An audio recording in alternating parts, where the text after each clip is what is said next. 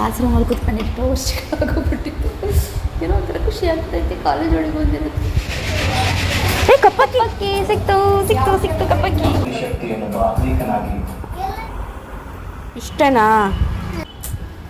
ನನ್ನ ಫಿಶ್ ಒಂದೇ ಆಗೋಯ್ತು.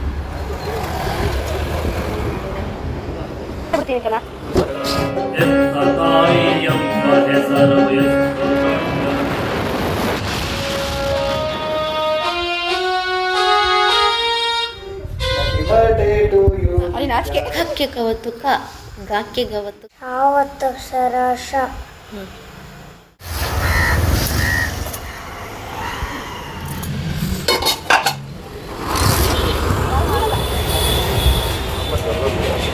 ಚೆನ್ನಾಗಿದೆ.